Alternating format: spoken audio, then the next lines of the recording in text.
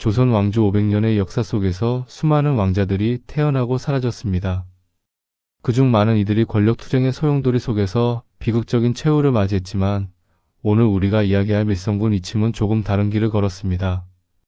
그는 신중함과 조심스러움으로 격동의 시대를 살아남았고 왕실의 든든한 울타리가 되었던 인물입니다. 서기 1430년 궁궐 안에서 한 아이가 태어났습니다. 이 아이는 조선 제4대왕 세종대왕의 아들이었습니다. 하지만 이 아이는 정비 소원왕후의 소생이 아니었습니다. 그의 어머니는 신빈 김씨였습니다. 신빈 김씨는 세종의 후궁 중에서도 특별한 위치에 있었습니다. 그녀는 세종에게 6명의 아들을 낳았는데 밀성군 이침은 그중 5번째 아들이었습니다. 그의 형제들로는 계양군, 의창군이 있었고 동생으로는 익형군, 영해군, 담양군이 있었습니다. 왕자로 태어났지만 서자라는 신부는 이침의 운명을 결정지었습니다. 척자인 이복 형제들, 특히 문종, 수양대군, 안평대군 같은 인물들이 권력의 중심에 있었던 반면 이침은 궁궐의 한편에서 조용히 자라났습니다. 하지만 이러한 환경이 오히려 그에게 신중함과 겸손함을 가르쳤을지도 모릅니다. 세종 18년인 1436년 혹은 세종 24년인 1442년 이침은 밀성군이라는 자기를 받았습니다. 밀성이라는 이름은 경상도 밀양의 벼로에서 따온 것이었습니다. 밀양은 예로부터 영남의 중요한 고을이었고 아름다운 자연과 유구한 역사를 지닌 곳이었습니다.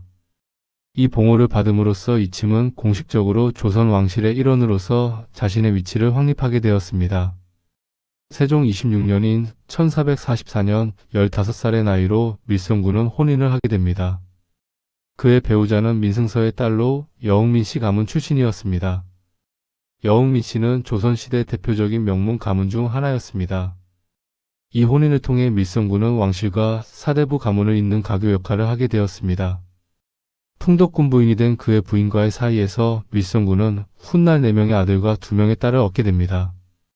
이들은 모두 조선 왕실의 혈통을 이어가는 중요한 인물들이 되었습니다.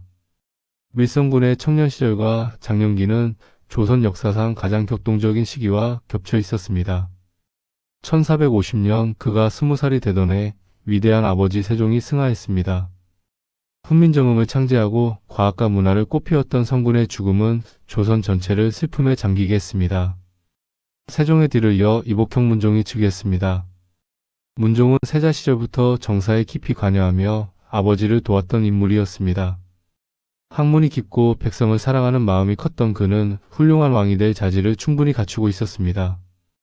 하지만 오랜 병고에 시달리던 그의 몸은 이미 쇠약해져 있었습니다. 문종 2년인 1452년 밀성군에게 중대한 위기가 찾아왔습니다.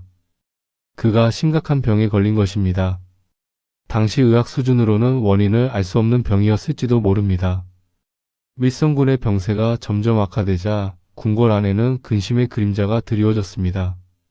이 소식을 들은 문종은 크게 걱정했습니다. 비록 서자 출신의 이복 동생이었지만 문종은 밀성군을 진심으로 아끼고 있었습니다.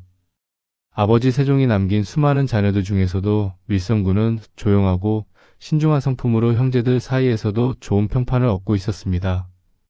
문종은 즉시 조치를 취했습니다. 그는 또 다른 이복 동생인 안평대군을 불러 특별한 명을 내렸습니다. 흥천사의 승려들을 모아 밀성군의 쾌유를 위한 기도를 올리라는 것이었습니다. 흥천사는 한성부 북쪽에 위치한 중요한 사찰이었습니다. 태종의 계비 원경왕후가 창건한 이 절은 왕실의 원찰로서 특별한 지위를 갖고 있었습니다. 이곳에서 왕실의 안녕과 복을 비는 법회가 자주 열렸고 왕실 여성들의 불사가 이루어지는 곳이기도 했습니다. 안평대군의 주관하에 흥천사에는 많은 승려들이 모였습니다. 그들은 밤낮으로 경을 읽고 부처님께 밀성군의 병이 낫기를 간절히 기도했습니다. 향불이 끊이지 않았고 독경 소리가 절을 가득 채웠습니다. 그리고 놀라운 일이 일어났습니다. 며칠이 지나자 밀성군의 병세가 호전되기 시작한 것입니다. 처음에는 조금씩 그러다가 점점 더 분명하게 그의 몸에 기운이 돌아왔습니다. 죽음의 문턱까지 갔다고 여겨졌던 밀성군은 기적처럼 회복되었습니다. 이 소식을 들은 문종의 기쁨은 이루 말할 수 없었습니다. 그 자신도 병고에 시달리고 있던 터라 동생의 회복은 더욱 특별한 의미로 다가왔을 것입니다. 문종은 즉시 포상을 내렸습니다. 먼저 밀성군을 치료한 전에 전순이에게 안장을 얹은 말을 하사했습니다. 조선시대의 왕이 신하에게 말을 하사한다는 것은 큰 영광이었습니다. 특히 안장까지 갖춘 말은 더욱 귀한 선물이었습니다. 이는 전순이의 의술에 대한 인정이자 왕실의 일원을 살린 공에 대한 보답이었습니다. 또한 밀성군의 처형, 즉 부인의 오빠 2명에게도 관작을 내렸습니다. 이는 단순히 밀성군 개인에 대한 배려를 넘어서 그의 가족 전체에 대한 은전이었습니다. 문종은 이렇게 여러 방면으로 동생의 회복을 축하하고 기뻐했습니다. 이 일화는 여러 가지를 말해줍니다. 첫째, 문종이 얼마나 인정 많은 왕이었는지를 보여줍니다. 적자와 서자를 차별하지 않고 형제애를 실천한 그의 모습은 감동적입니다. 둘째, 밀성군이 왕실 내에서 결코 소외된 존재가 아니었음을 알 수 있습니다. 그의 병이 왕실의 중요한 관심사가 되었고 회복을 위해 국가적 차원의 노력이 이루어졌습니다. 그러나 이러한 평화로운 시간은 오래가지 못했습니다. 밀성군이 병에서 회복한 지 불과 몇 달 후인 1452년 5월 문종이 승하했습니다. 재위 2년 3개월이라는 짧은 시간이었습니다. 문종의 죽음으로 조선은 다시 한번 큰 충격에 빠졌습니다. 문종의 아들 단종이 왕위에 올랐습니다. 하지만 그는 고작 12살의 어린 나이였습니다. 어린 왕을 둘러싸고 조정은 불안정해지기 시작했습니다. 권력의 공백을 메우기 위해 여러 세력이 움직였고 궁궐 안팎에는 긴장이 감돌았습니다. 그리고 이듬해인 1453년 조선 역사를 뒤흔들 사건이 터졌습니다. 개유정난입니다. 이복형 수양대군이 무력으로 권력을 장악한 것입니다. 수양대군은 어린 조카 단종을 포필한다는 명분으로 정권을 잡고 있던 김종서, 황보인 등 원로 대신들을 제거했습니다. 밀성군은 이 피비린내 나는 정변을 어떤 심정으로 지켜보았을까요? 그는 조심스럽게 자신의 입장을 지켰을 것입니다. 어느 편도 들지 않고 말을 아끼고 행동을 신중히 했을 것입니다. 그의 생존 본능과 정치적 감각이 발휘되기 시작한 순간이었습니다. 개유정난과 그 이후에 혼란기는 많은 왕족들에게 비극을 가져왔습니다. 안평대군을 비롯한 여러 왕자들이 죽임을 당했고 단종은 왕위에서 쫓겨나 유배지에서 죽음을 맞이했습니다. 사육신과 생육신으로 불리는 충신들도 목숨을 잃거나 은둔해야 했습니다. 이러한 피바람 속에서 밀성군은 어떻게 살아남았을까요? 그 답은 그의 성품에 있었습니다. 밀성군은 평소 행동이 매우 조심스럽고 신중했습니다. 그는 정치적 야심을 드러내지 않았고 형제들 사이의 권력 다툼에도 끼어들지 않았습니다. 수양대군은 왕위에 오른 후 세조가 되었고 그는 밀성군의 이러한 성품을 높이 평가했습니다. 세조는 밀성군이 형제 간의 다툼이 없고 신중하다는 점을 인정하여 그를 중요한 직책에 임명했습니다. 밀성군은 오이도 총부 토총관에 임명되었습니다. 오이도 총부는 조선의 군사 조직을 총괄하는 중요한 기관이었고 도총관은 그 책임자였습니다. 왕실을 호위하는 이 직책은 왕의 깊은 신뢰가 없이는 맡을 수 없는 자리였습니다. 이는 세조가 밀성군을 얼마나 신뢰했는지를 보여주는 증거입니다. 이외에도 밀성군은 각 사의 도제조와 의금부 도사 등 여러 중요한 관직을 역임했습니다. 의금부는 왕명을 받들어 중재인을 다스리는 기관이었으니 이 역시 왕의 특별한 신임이 필요한 자리였습니다. 세조가 세상을 떠나고 1468년에 그의 아들 예종이 즉위했습니다. 예종은 세조의 둘째 아들로 형인 의경세자가 일찍 세상을 떠난 후 왕위를 이어받게 되었습니다. 하지만 그의 재위 기간도 아버지 문종처럼 매우 짧았습니다. 불과 1년 2개월이라는 짧은 시간 동안만 왕위에 있었습니다. 예종 원년인 1469년 조선 조정을 뒤흔드는 사건이 발생했습니다. 바로 남이의 옥사였습니다. 남이는 당시 조선에서 가장 주목받는 젊은 무장이었습니다. 25이라는 젊은 나이에 이 시의 난을 평정하는 데 큰 공을 세워 병조판서라는 고위직에까지 올랐던 인물입니다. 하지만 남이의 급격한 승진과 명성은 조정 내에 많은 적을 만들었습니다. 특히 그의 자신감 넘치는 태도와 거침없는 언행은 원로 대신들의 불안을 샀습니다. 결국 유자강 등의 모함으로 역모 혐의를 받게 되었고 재판다운 재판도 없이 처형되고 말았습니다. 젊은 나이에 화려하게 떠올랐다가 비참하게 추락한 남이의 운명은 조선 역사에서 권력의 무상함을 보여주는 대표적인 사례가 되었습니다. 이 사건의 처리 과정에서 밀성군은 왕실을 지키는 역할을 충실히 수행했습니다. 오이도 총부 토총관으로서 그는 혼란한 전국 속에서 왕실의 안전을 확보하는 데 기여했습니다. 그 공로로 밀성군은 익대공신에 책록되었습니다. 익대공신 이 칭호는 왕을 도와 받든다는 의미를 담고 있습니다. 단순히 전쟁에서 승리한 것이 아니라 왕실을 보유하고 왕권을 지킨 공로를 인정받은 것입니다. 이는 밀성군이 단순한 왕족이 아니라 왕실을 실질적으로 보호하는 중요한 역할을 하고 있었음을 보여줍니다. 하튼의 밀성군에게는 또 다른 중요한 임무가 주어졌습니다. 세종대왕의 능인 영릉을 경기도 광주에서 여주로 옮기는 천릉 작업에 참여하게 된 것입니다. 천릉 즉 왕릉을 옮기는 일은 조선시대에 매우 중대한 국가 행사였습니다. 왕릉은 단순히 선왕의 무덤이 아니라 왕조의 정통성과 권위를 상징하는 신성한 공간이었습니다. 따라서 능을 옮긴다는 것은 풍수지리적으로 더 좋은 자리를 찾는 것도 있었지만 왕조의 새로운 출발을 상징하는 의미도 있었습니다. 영릉의 천릉은 세조 때 처음 논의되었지만 실제로 이루어진 것은 예종 때였습니다. 광주의 헌릉 근처에 있던 영릉이 풍수상 좋지 않다는 의견이 제기되었고 여러 차례 논의 끝에 여주로 옮기기로 결정되었습니다. 이 거대한 공사에는 수많은 인력과 물자가 동원되었고 수개월이 걸렸습니다. 밀성군은 이 중요한 행사에 왕실의 일원으로 참여했습니다. 아버지 세종의 능을 옮기는 작업에 직접 관여했다는 것은 단순한 의례적 참여가 아니었습니다. 이는 그가 왕실의 핵심 구성원으로 인정받고 있었다는 증거였습니다. 서자 출신임에도 불구하고 밀성군은 이러한 중요한 왕실 행사에 당당히 참여할 수 있는 위치에 있었던 것입니다. 1469년 9월 예종이 갑작스럽게 승하했습니다. 재위 1년 2개월 만이었습니다. 그의 아들이 아직 어렸기 때문에 예종의 조카인 자을상군이 왕위를 계승하게 되었습니다. 이가 바로 성종입니다. 성종의 즉위는 순탄하게 이루어졌습니다. 세조의 비정의 왕후가 수렴청정을 하면서 어린 왕을 보필했고 한명회를 비롯한 원로 대신들이 전국을 안정시켰습니다. 이러한 안정된 분위기 속에서 1470년 성종 원년의 밀성군은 다시 한번 공신에 책록되었습니다. 이번에는 순성경제명량 자리공신이었습니다. 이 긴 이름의 공신호는 여러 가지 의미를 담고 있었습니다.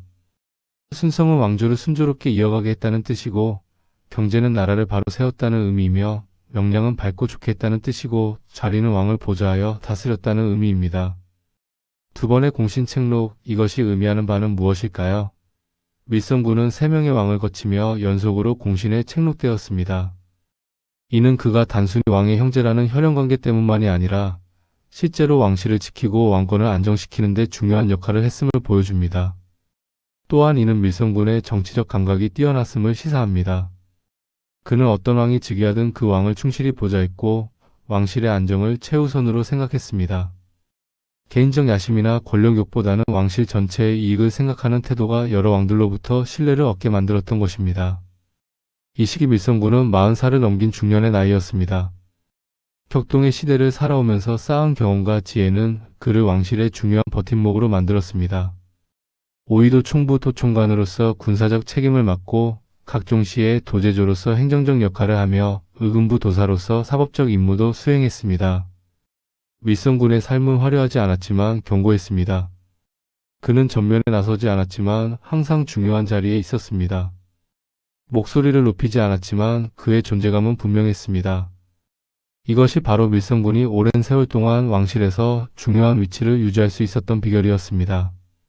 밀성군의 인품을 가장 잘 보여주는 일화가 있습니다. 그것은 바로 이복동생 수충군의 제사를 몰래 지내준 일입니다.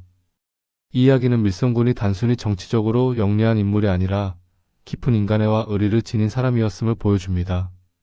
수충군을 이해하기 위해서는 먼저 그의 어머니 혜빈양씨에 대해 알아야 합니다. 혜빈양씨는 세종의 후궁이었고 세종에게 수충군을 비롯한 여러 자녀를 낳았습니다. 그녀는 총명하고 지혜로웠다고 전해집니다. 하지만 혜빈양씨의 운명은 비극적으로 끝났습니다. 세조가 왕위에 오른 후 그녀는 단종 복위운동에 연루되었다는 혐의를 받았습니다. 정확한 진실이 무엇이었는지는 역사의 안개 속에 가려져 있습니다. 하지만 결과는 명확했습니다. 혜빈양씨는 사사되었고 그녀의 자녀들도 불행한 운명을 맞이했습니다. 수충군은 어머니가 역모로 몰려 죽임을 당한 후 궁궐에서 쫓겨났습니다. 왕자라는 신분이었지만 영모의 자식이라는 낙인이 찍힌 그는 평생을 불안과 두려움 속에서 살아야 했습니다. 그는 후사도 없이 쓸쓸하게 세상을 떠났습니다. 조선시대의 제사는 단순한 의례가 아니었습니다. 그것은 자손으로서의 도리이자 의무였고 죽은 이의 영혼을 위로하는 중요한 행위였습니다. 특히 후사가 없어 제사를 지낼 사람이 없다는 것은 가장 불행한 일로 여겨졌습니다. 영혼이 저승에서 외롭고 배고프게 헤맨다고 믿었기 때문입니다. 수춘군의 경우는 더욱 심각했습니다. 그는 후사가 없었을 뿐만 아니라 역적의 아들로 낙인 찍혀 있었습니다. 누가 감히 역적의 자식을 위해 제사를 지내겠습니까? 그것은 자칫 자신도 영모에 동조하는 것으로 의심받을 수 있는 위험한 행동이었습니다. 하지만 밀성군은 이러한 위험을 무릅쓰고 수춘군의 제사를 지냈습니다. 그것도 공개적으로가 아니라 몰래 은밀하게 지냈습니다. 밤이 되면 조용히 제물을 준비하고 아무도 모르게 수춘군을 위한 제사를 올렸을 것입니다. 왜 밀성군은 이런 위험을 감수했을까요? 그에게는 여러 가지 이유가 있었을 것입니다. 첫째, 순수한 형제였을 것입니다. 비록 어머니는 달랐지만 같은 아버지 세종의 피를 나눈 형제였습니다. 어린 시절 함께 궁궐에서 자라며 놀았던 기억이 있었을 것입니다. 정치적 소용돌이 속에서 비극적인 운명을 맞이한 동생을 향한 안타까움과 애틋함이 있었을 것입니다. 둘째, 인간으로서의 도리였을 것입니다. 밀성군은 유교적 가치관이 철저했던 조선시대 사람이었습니다. 형제간의 우애는 옳은 중 하나였고 죽은 이를 위한 제사는 인간의 기본 도리였습니다. 정치적 이유로 이러한 도리를 저버릴 수 없었던 것입니다. 셋째, 혜빈 양씨와 그녀의 자녀들이 정말로 영모를 꾸몄는지에 대한 의문이 있었을 것입니다. 세조시대의 많은 영모 사건들이 실제로는 정적 제거를 위한 구실이었다는 것을 밀성군도 알고 있었을 것입니다. 억울하게 죽은 동생에 대한 미안함과 죄책감이 있었을지도 모릅니다. 밀성군의 이러한 행동은 그의 성품을 잘 보여줍니다. 그는 표면적으로는 세조를 충실히 따르며 왕실을 지켰지만 내면에서는 정치적 희생자들에 대한 연민을 간직하고 있었습니다. 공적으로는 체제를 유지했지만 사적으로는 인간적 도리를 지켰던 것입니다. 이것은 결코 쉬운 일이 아니었습니다. 만약 이 사실이 발각되었다면 밀성군 자신도 위험에 처할 수 있었습니다.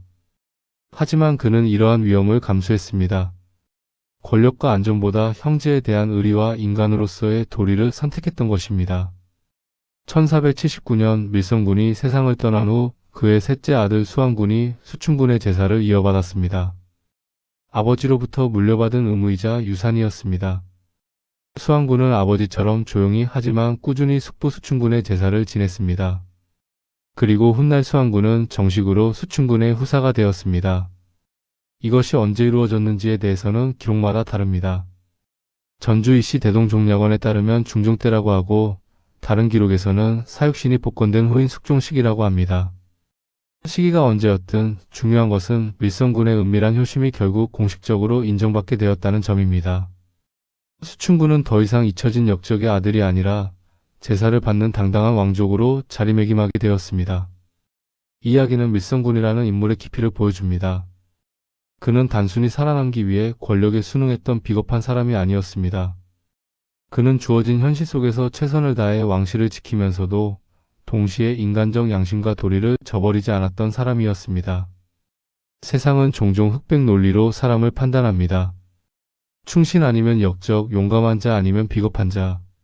하지만 밀성군의 삶은 현실이 그렇게 단순하지 않다는 것을 보여줍니다. 한 사람 안에 폭존과 저항, 현실주의와 이상주의, 정치적 지혜와 인간적 양심이 공존할 수 있다는 것을 보여줍니다. 밀성군은 수춘군의 제사를 지내며 무슨 생각을 했을까요? 비극적으로 생을 마감한 동생을 생각하며 눈물을 흘렸을까요? 아니면 자신이 살아남았다는 것에 대한 죄책감을 느꼈을까요? 우리는 알 수 없습니다. 하지만 확실한 것은 그가 권력과 생존이라는 현실적 요구와 인간적 도리 사이에서 자신만의 균형점을 찾았다는 것입니다. 1479년 성종 10년 1월 23일, 음력으로는 1월 1일이었습니다. 새해 첫날 밀성군은 조용히 눈을 감았습니다. 새는 나이로 50세, 만으로는 48세의 나이였습니다. 그의 삶은 격동의 시대를 관통했습니다. 아버지 세종의 치생, 문종의 짧은 재위, 단종의 비극, 세조의 집권, 예종의 즉위, 그리고 성종의 시대까지 5명의 왕을 모시며 살았던 그의 인생은 조선 왕실 역사의 축소판이었습니다.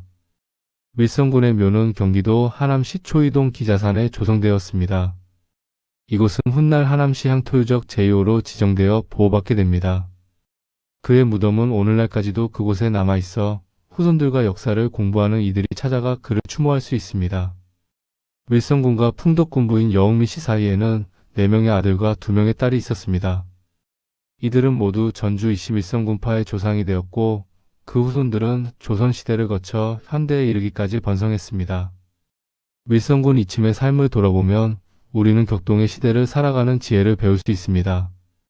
그는 화려한 권력을 추구하지 않았고 형제들 사이의 다툼에 끼어들지 않았습니다. 대신 신중하고 조심스러운 태도로 자신의 본분을 지켰습니다. 그의 이러한 태도는 단순한 비겁함이 아니었습니다. 그는 자신이 맡은 직책을 충실히 수행했고 왕실을 지키는 데 헌신했습니다. 동시에 정치적으로 위험했음에도 불구하고 비극적인 운명을 맞은 동생의 제사를 지내주는 등 인간적인 의리도 저버리지 않았습니다. 밀성군은 조선 왕실의 격동기를 살아남아 천수를 누렸고 그의 후손들은 오늘날까지 번성하여 다양한 분야에서 활약하고 있습니다.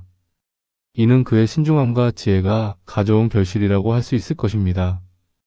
역사는 때로 화려한 영웅들만을 기억하지만 밀성군 같은 인물의 삶도 중요한 교훈을 줍니다. 모든 사람이 영웅이 될 수는 없지만 누구나 자신의 자리에서 신중하고 성실하게 살아갈 수는 있습니다. 그리고 그러한 삶이야말로 진정으로 가치 있는 것일지도 모릅니다. 밀성군 이침, 그는 조선 왕실의 한 구석에서 조용히 자신의 역할을 다한 왕자였습니다. 그의 이야기는 오늘을 사는 우리에게도 여전히 울림을 줍니다.